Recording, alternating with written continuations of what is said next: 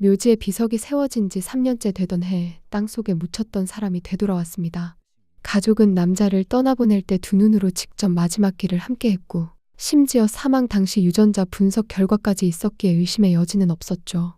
그렇다면 죽은 사람은 도대체 누구였고 지금 살아있는 그는 그동안 어디에 있었던 걸까요? 지금부터 실제로 발생한 사건을 전해드립니다. 구독과 좋아요, 응원 댓글은 영상 제작에 큰 힘이 됩니다. 3년 전 후난성에서 교통사고로 사망한 한 노인의 장례가 조용히 치러졌습니다. 유가족들은 그의 죽음을 받아들이는데 오랜 시간이 걸리진 않았는데요. 사고는 빠른 속도로 달리던 차량이 보행자를 들이받으며 벌어졌고 현장에 남겨진 시신은 심하게 손상되어 신원 확인이 어려운 상태였습니다.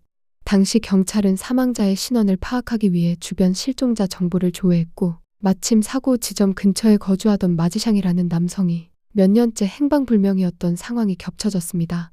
유전자 분석이 시행되었고 시신과 마지샹의 둘째 형의 혈액에서 일정 수준의 일치 가능성이 도출되면서 경찰과 유족 모두 사망자를 마지샹으로 확신하게 됩니다. 이후 보상금이 지급되었고 마지샹의 이름이 적힌 비석이 세워진 채 장례는 마무리되었습니다.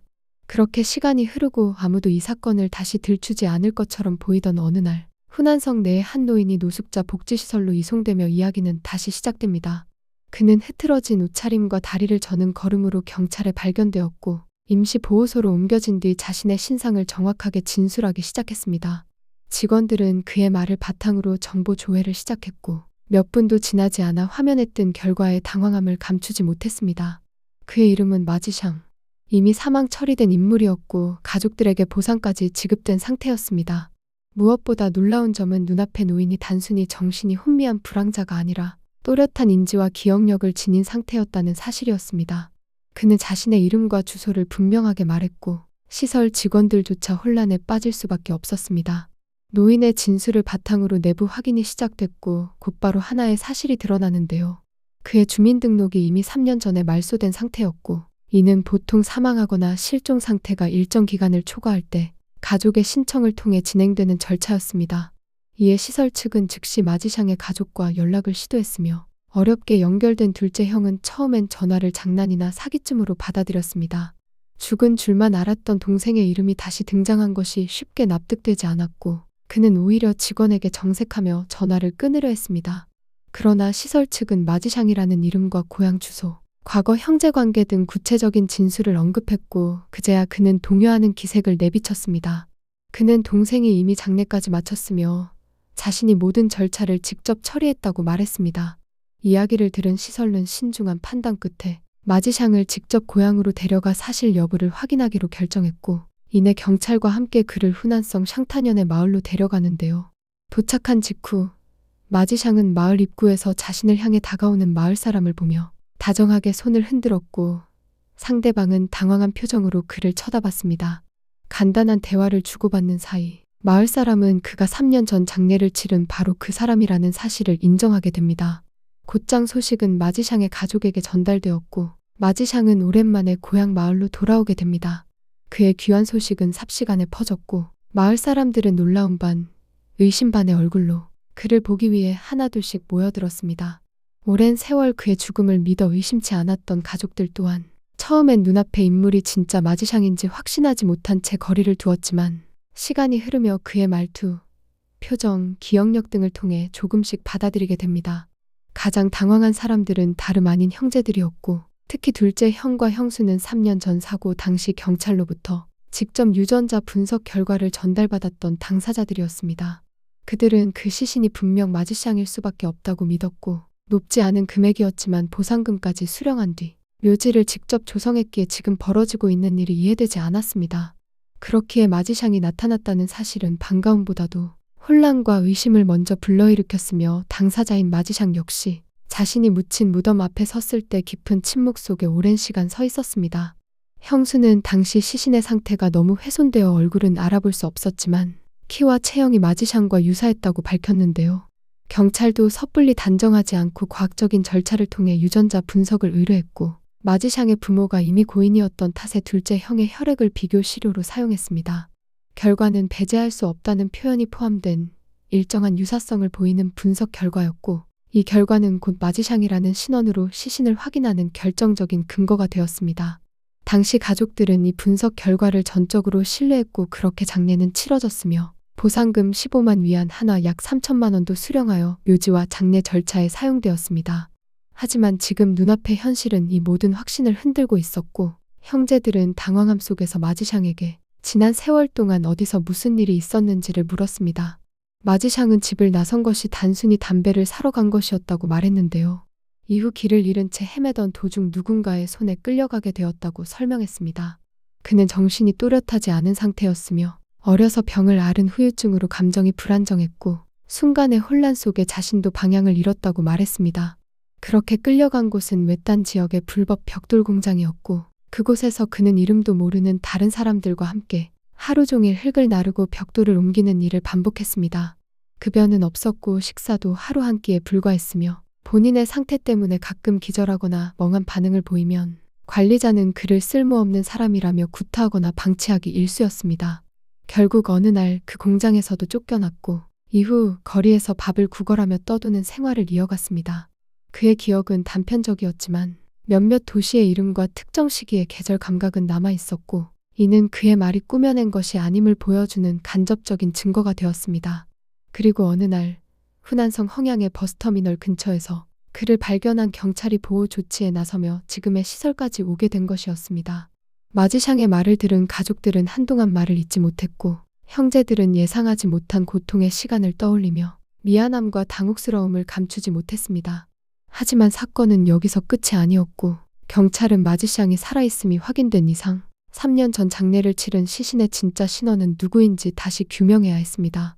경찰은 당시 사건을 담당했던 조사관과 연락을 취했고 기록을 하나하나 되짚으며 과정을 검토하기 시작했습니다. 그들은 교통사고 발생 당시부터 조사, 유전자 분석에 이르기까지 절차적으로 문제가 있었는지를 되묻는 한편 당시에 확보한 자료들과 현장의 초기 진술들을 다시 확인하기로 했습니다. 조사관은 사건의 절차를 또렷하게 기억하고 있었는데요. 그에 따르면 3가지 확인 단계를 거쳐 신원을 최종 결정했다고 말했습니다. 첫 번째는 현장에서의 탐문과 목격자 진술, 두 번째는 유족의 시신 확인, 세 번째는 유전자 분석 결과였습니다. 이 중에서 특히 결정적인 역할을 한 것이 분석 결과였는데 그는 경찰 내부에서도 이 결과에 대해 오해가 있었을 수 있음을 시사했습니다. 당시 분석 결과지는 배제할 수 없다는 표현으로 사망자가 마지샹의 형제와 일정한 혈연 가능성이 있다고 밝히고 있었고 이것은 엄밀히 말하면 확정이 아닌 추정에 가까운 표현이었습니다. 하지만 사건 당시 조사관과 동료들은 이 문장을 곧 마지샹과 일치하는 것으로 받아들였고 추가 검토 없이 사망자를 마지샹으로 확정했던 것이었습니다. 그 과정에서 법의학자와 경찰 간의 용어 해석 차이, 그리고 유족들의 강한 믿음이 더해지며 신원 오인은 그대로 현실이 되어버렸습니다. 기자는 사건의 핵심이 되었던 유전자 분석을 다시 검토하기 위해 당시 법의학자에게 접근했고 분석 방식과 결과 해석에 대해 자세한 설명을 들을 수 있었습니다. 법의학자는 일반적으로 부모의 유전자를 비교 대상으로 삼지만 해당 사건은 예외적으로 형제 간 비교였기에 정확성이 다소 떨어질 수 있었다고 밝혔습니다. 그는 분석에 사용된 16개 유전자 지표 중 다수는 일치했지만 하나는 차이를 보였다고 말하며 이는 곧 같은 조부모를 가진 친척 사이에서도 나타날 수 있는 범위라고 설명했습니다. 결과적으로 마지샹과 사망자 사이의 혈연 가능성은 존재했지만 동일 인물임을 입증하기에는 결정적이지 않았던 셈이었습니다. 그런데도 당시 이 분석 결과가 사실상 확정처럼 받아들여진 이유는 가족들이 시신의 체형을 근거로 확신했고 경찰 역시 유족의 판단을 존중했기 때문이었습니다. 법의학자는 이처럼 신원 확인에서 표현의 미묘한 차이와 전달의 불명확함이 큰 오판을 부를 수 있다고 강조하며 제도적 보완의 필요성을 조심스럽게 언급했습니다. 한편 경찰은 3년 전 교통사고 현장에서 수습한 시신의 DNA 데이터를 다시 전국 실종자 정보 시스템에 등록했고 아직 밝혀지지 않은 다른 실종자와의 비교를 시도하기 시작했습니다. 하지만 시신은 이미 화장된 상태였고 당시 채취에 보관해 두었던 일부 생체 샘플이 유일한 단서가 되면서 사건은 다시 장기 미제로 향할 조짐을 보이고 있었습니다. 경찰은 이 미확인 시신의 정체를 밝히기 위해 전국 실종자 데이터베이스와의 대조 작업을 본격적으로 시작했습니다. 보관 중이던 DNA 정보는 국가 시스템에 입력되었고 유사한 유전자 구성을 가진 실종자 가족이나 혈연자를 찾기 위한 분석이 단계별로 진행되었습니다. 그러나 시간은 흐르고 있었고 관련된 정보는 쉽게 나타나지 않았습니다.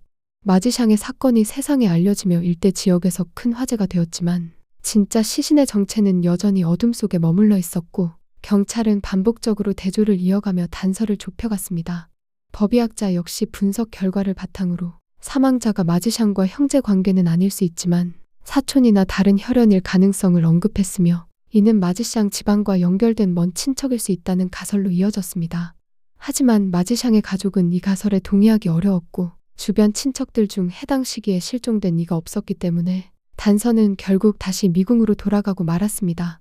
한편 마지샹은 고향에 돌아온 이후 본래 살던 집이 이미 노후화되어 사람이 거주하기 힘든 상태였기 때문에 지역 정부의 조치에 따라 요양원으로 이주하게 되었습니다.